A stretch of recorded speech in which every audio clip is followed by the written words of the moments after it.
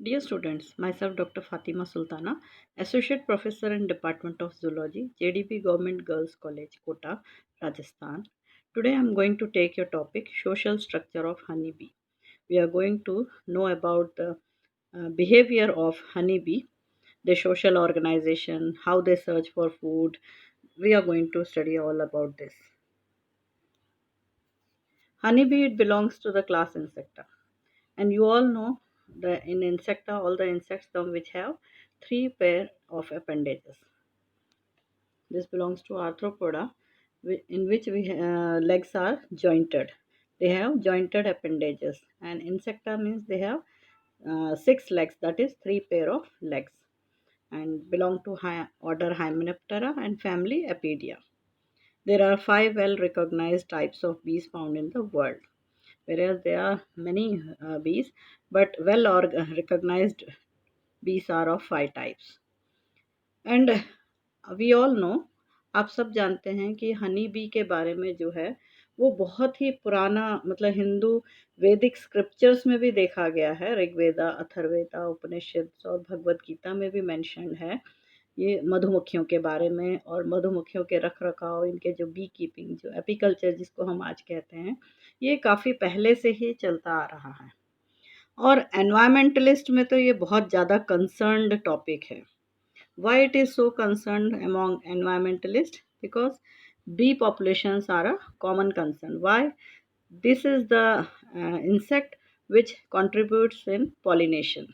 Pollination में सबसे बड़ी महत्वपूर्ण भूमिका जो है वो ये हनी बी निभाते हैं, क्योंकि आप सब जानते हैं जो फूड है, यानी जो क्रॉप्स हैं, अन्न के तौर पे हमें जो मिल रहा है अनाज, उसके लिए भी जो है पॉलिनेशन की आवश्यकता होती है ताकि फ्रूट्स बने।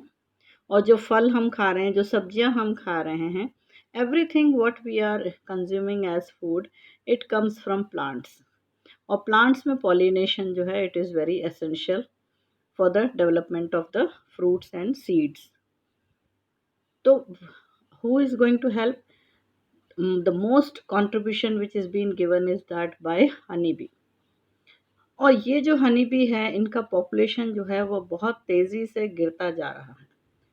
The population is declining rapidly, therefore the environmentalist are very concerned. They are looking for the mitigations, the measures, that how they this population can be conserved. कैसे इनको कंजर्व किया जा सकता है ताकि पॉलिनेशन का जो काम है वो बहुत अच्छे से करते रहें। अगर इनकी संख्या कम होगी तो पॉलिनेशन नहीं होगा, पॉलिनेशन नहीं होगा तो अनाज, क्रॉप्स जो उग रहे हैं वो सब प्रभावित होंगे।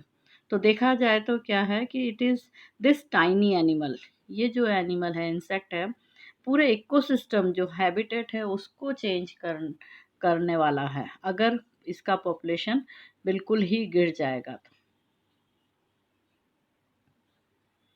Now, what are the types of honeybee? There are five important types of honeybees: the rock bee, the Indian hive bee, the little bee, the European or Italian bee, and the damer bee, जिसको हम stingless bee भी कहते हैं।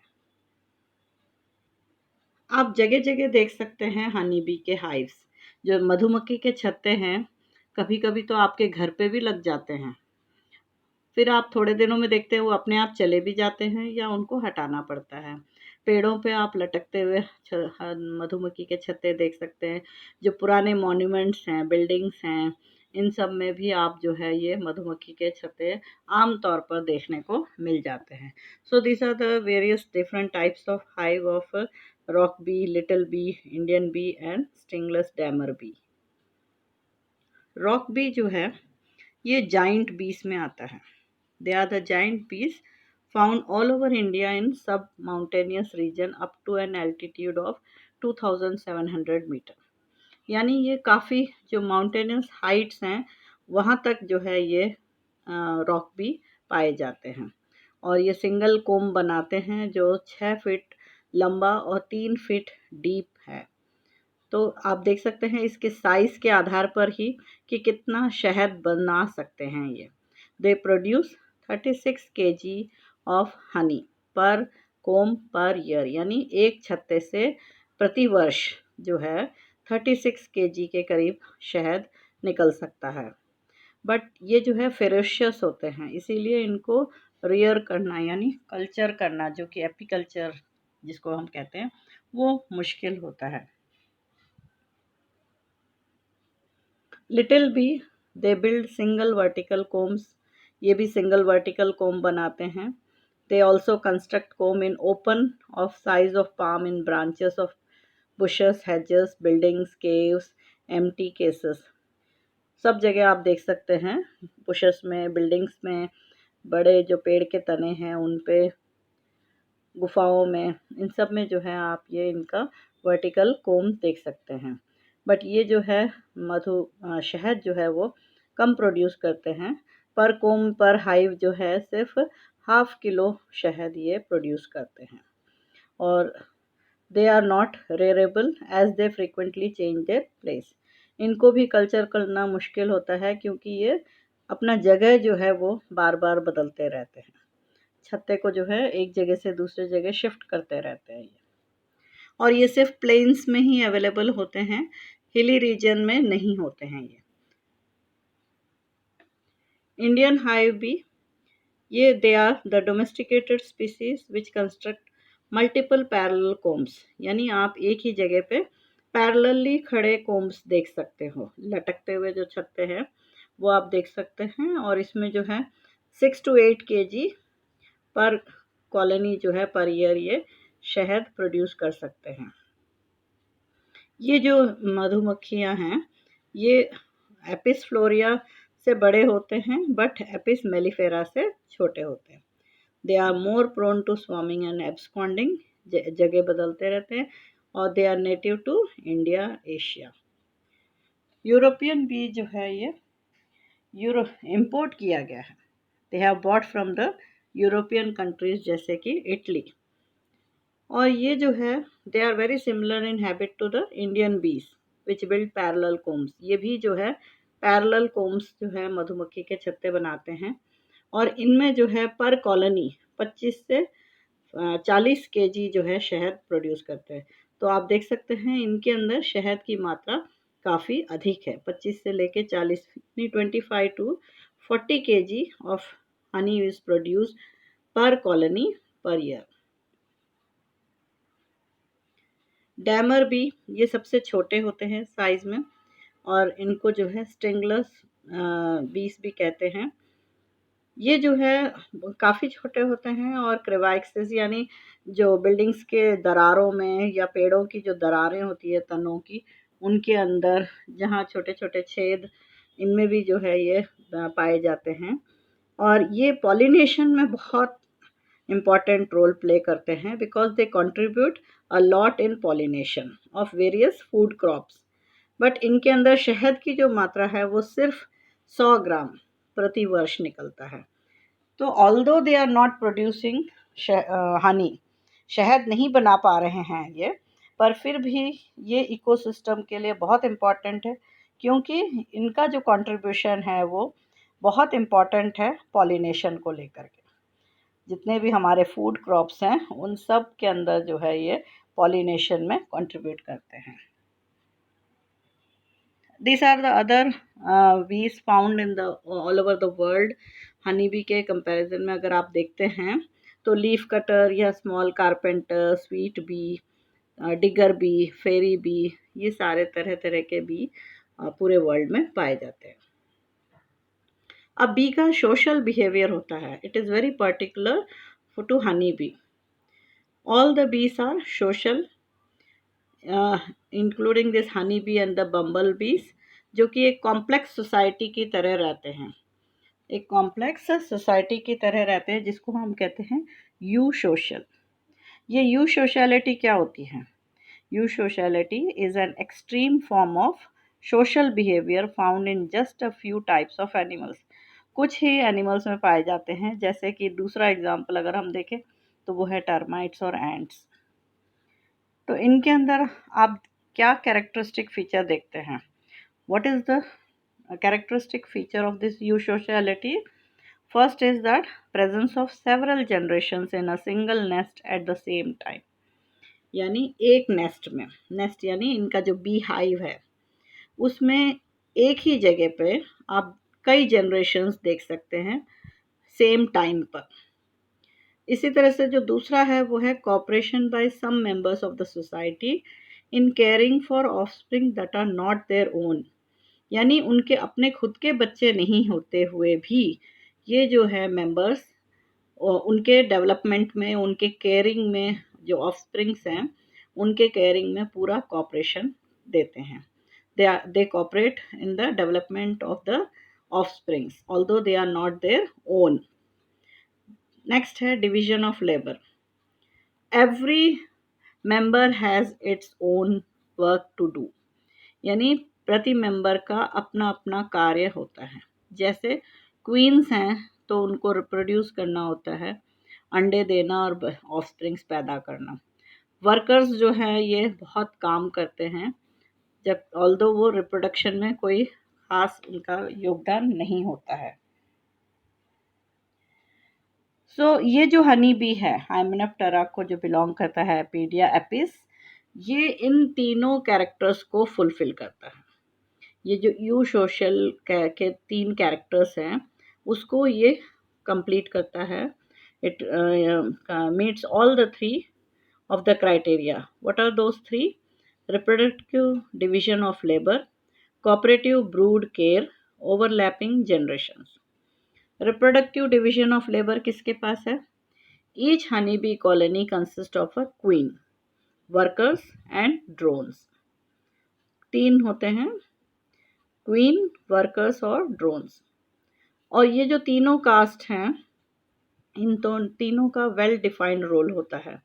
जैसे queen है तो ये मादा होती है जो रिप्रोड्यूस करती है, अंडे देती है और ऑफस्प्रिंग्स को पैदा करती है। और वर्कर्स जो होते हैं ये नॉन रिप्रोडक्टिव फीमेल्स होते हैं, यानी मादा तो हैं बट ये नॉन रिप्रोडक्टिव होते हैं, ये सिर्फ लेबर करते हैं, काम करते हैं। और ड्रोन्स जो हैं ये नर होते हैं और ये अपने जीन्स कंट्रीब्यूट करते हैं क्वीन के साथ मेटिंग करके। नाउ कोऑपरेटिव ब्रूड केयर, जैसे कि आपको बताया जो वर्कर्स हैं वो क्वीन के जो ऑफस्प्रिंग्स हैं उनका पूरा केयर करते हैं। They take care of them, उनको बड़ा होने में पूरा योगदान रहता है उनका, उनको फीड करते हैं, उनका ध्यान रखते हैं। So they are taking care of the offsprings produced by the queen. Now overlapping of generation, honey bee queens can live several years.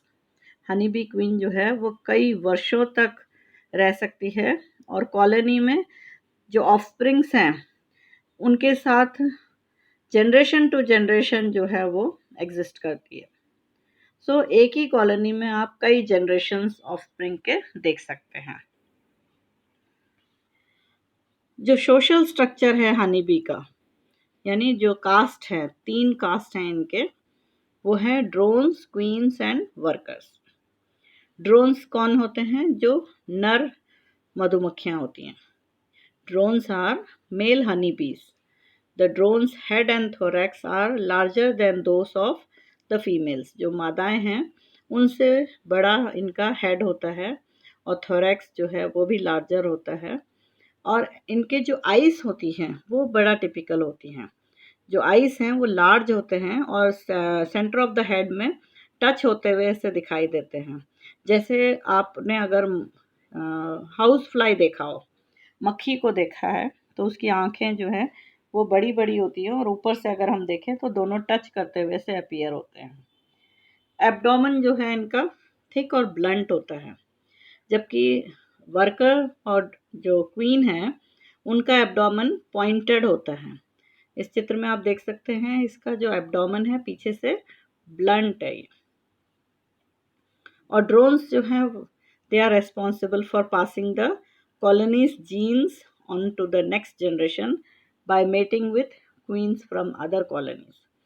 जो क्वींस हैं अदर कॉलोनीज से भी और खुद के कॉलोनीज से भी जो है ये मेटिंग करते हैं and they contribute the genes. जो मेल जीन्स हैं वो कंट्रीब्यूट करते हैं उस फीमेल क्वीन के साथ।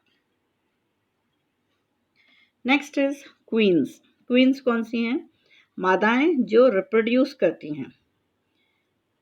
और ये जो है साइज़ में बड़ी होती हैं। थोरैक्स और हेड इनका बड़ा होता है, वर्कर से बड़ा होता है। लॉन्गर एंड प्लम्पर एब्डोमेन होती है, वर्कर से थोड़ा ज़्यादा एकदम क्लियर कट दिखाई देता है कि ये क्वीन है, ये बड़े होते हैं साइज़ में। और through out most of the colony life जो है ये क्वीन जो है ये रिप्रोड्यूस करती है और ऑफस्प्रिंग्स प्रोड्यूस करती रहती है। उस कॉलोनी में रहते हुए ऑफस्प्रिंग्स को प्रोड्यूस करती रहती है। वर्कर्स जो है ये नॉन रिप्रोडक्टिव फीमेल्स होते हैं, यानी जो मादाएं रिप्रोड्यूस नहीं करती हैं। साइज़ में सबसे छोटे होते हैं ये। एब्डोमेन पॉइंटेड है, और जबकि ड्रोन्स में आपने देखा एब्डोमेन ब्लंट था और ब्लैक दिख रहा था पीछे से। इनका मेन जो स्ट्रक्चर है वो इस तरह से होता है कि वो स्पेशलाइज्ड होते हैं पॉलन और नेक्टर कलेक्शन के लिए, क्योंकि फोरेजिंग का काम यही करते हैं मेनली। सारा जितना भी शहद और पॉलन ग्रेन्स को लाने का काम है वो वर्कर्स करते हैं। दूसरा ये ब्रूड केयर भी करते हैं, यानी जो ऑफस्प्रिंग्स हैं जो क्वीन के द्वारा प्रोड्यूस किए गए हैं उन ऑफस्प्रिंग्स का ध्यान रखना, उनका केयर करना, उनको खिलाना पिलाना, उनका ध्यान रखना। हाइव का मेंटेनेंस, यानी जो मधुमक्खी का छत्ता है उसको बनाने का भी काम करते हैं ये वर्कर्स। और हाइव डिफेंस, यानी जो मधुमक्खी का जो छत्ता है उसका भी वो डिफेंस करते हैं, यानी बचाव करते हैं, गार्ड करते हैं। तो आपने देखा कि वर्कर्स जो हैं वो हर तरह का काम करते हैं, बट ये भी जो है एज के अकॉर्डिंग इनका वर्क डिस्ट्रीब्यूटेड होता है। हर एज में जो है इनका रोल अलग होता है, और इसको हम कहते हैं टेम्पोरल पॉलीथिज्म। क्या कहते हैं हम? टेम्पोरल पॉलीथिज्म। इसमें आप देख सकते हैं ये एक लाइफ साइकिल शो किया है वर्कर का। जैसे ही एक वर्कर पैदा हुआ उसकी क्या ड्यूटी हुई कि वो जो 1 वीक का जो उसका अर्ली एज था वो उस दौरान लार्वा फीड करने का काम, और मधुमक्खी के छत्ते में जो भी गंदगी है, जो डर्ट वगैरह है, उसको क्लीन करने का काम। नेक्स्ट वीक में जो है उसने क्या काम ले लिया अपना, वो है मधुमक्खी के छत्ते को बनाने का, to build the honey comb and receive food from incoming foragers. जो दूसरी वर्कर मक्खियाँ जो लेकर आ रही हैं पॉलन और नेक्टर को, उसको लेकर के शहद बनाने का भी काम करते हैं। 2 वीक्स के बाद जो है इनका वर्क चेंज हो जाता है। ये अब डिफेंस का काम करते हैं, मधुमक्खी के छत्ते के बाहर आ जाते हैं और उस छत्ते के बचाव में अपना योगदान देते हैं। इसके अलावा जो भी मरे हुए मक्खियाँ होती हैं उनको बाहर निकालने का काम भी करते हैं। फिर नेक्स्ट लास्ट जो 3 वीक्स होते हैं उसमें वो कंटिन्यूस फोरेजिंग का काम करते हैं, यानी शहद लाना, यानी नेक्टर लाना, और पॉलन ग्रेन्स और वाटर पानी लेकर आना। ये काम वो कंटिन्यूस करते रहेंगे।